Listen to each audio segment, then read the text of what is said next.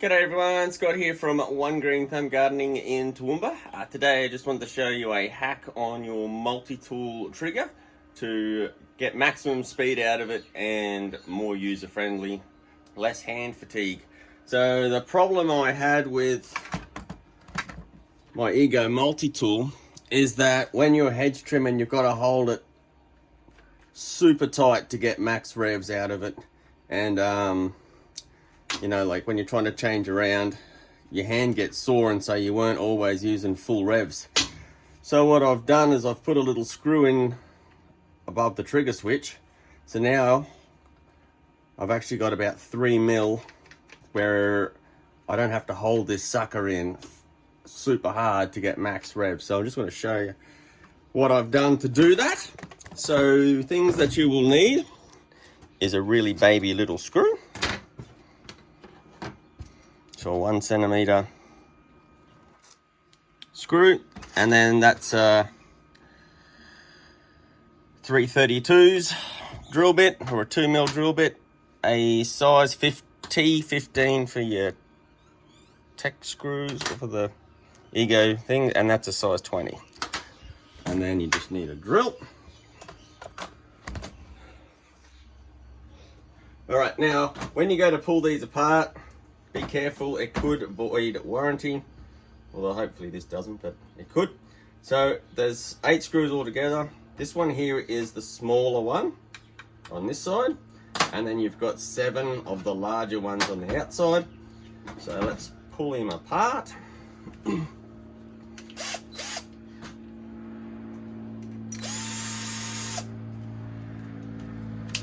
Oh, did I bring my drill? I didn't bring my drill.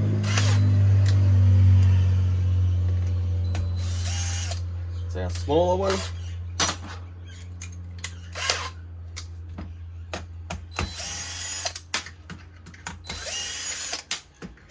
So I wish I had done this a long time ago.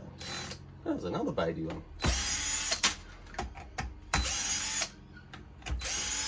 Because I can tell you now, after using this for 2 weeks, it has been amazing.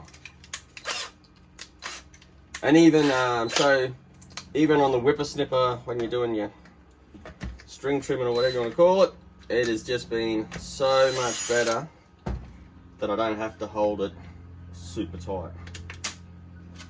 I don't know why that's a small one. Anyway, so when we pull him apart, there will be a little spring in there, but it does nothing because it doesn't even fit into the little hole that it's meant to fit. So let's pull this guy apart. Now I've lost my drill bit. Alright, so what I've done with my really small drill is just pre-screwed a hole down in here so I didn't split my plastic. And then, actually that's about a 15 mil screw. So you can either use, a 10 mil screw or a 15 mil screw. And then what you want to do is you may have to just play with it when you put it in. It's better to go in too far, but don't crack your plastic. Because what you're going to do,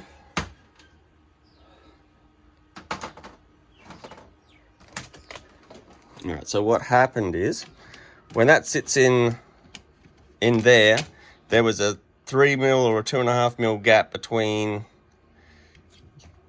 this little button and that, which now I've filled that gap.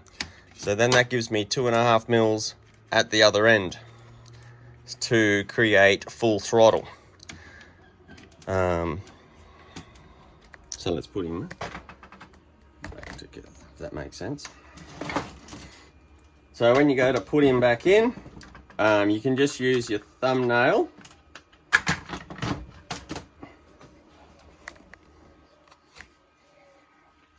There's a little thing there, you can just put your thumbnail in there to slide him back. That'll sit in. Now, before you put it all back together, we're going to do a test to make sure that when you put a battery in, that it doesn't run.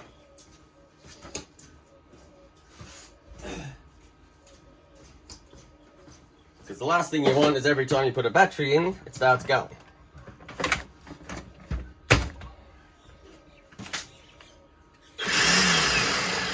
So now, because you can still see there's that, whoops, come back here, camera. Like you've still got that play before it engages. But now it'll push it all the way. And all right, let's have a look just here where it stops it. So before, when I didn't have that gap, it was not sitting at full revs. So I've done this to both my multi-tools now.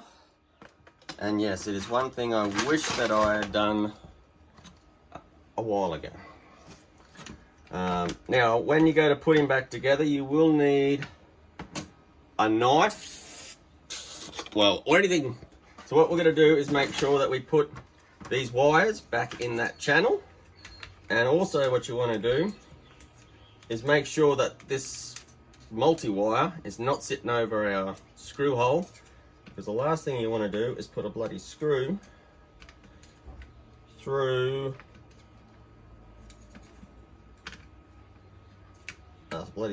your wires. That will not be good. Alright, so, oh, where am I going there? So put our wires back into our channel.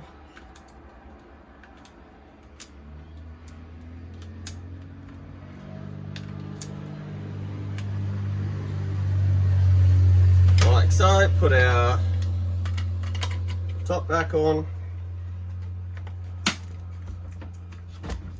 And that's in. Now whack your little screws in.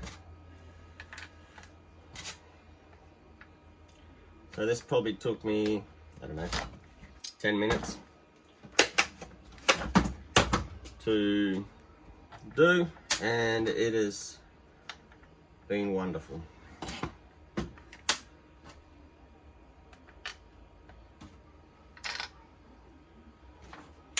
Oh. I've got the little screw head on, which I will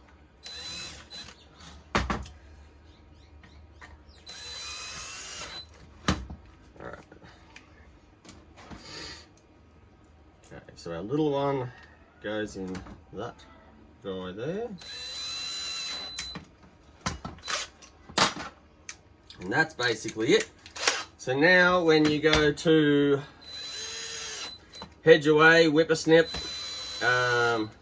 you will have a lot more revs and it's a lot easier to use. You don't have to hold this bloody trigger down. Flat out. Should probably put that on a lower setting so I don't push shit apart.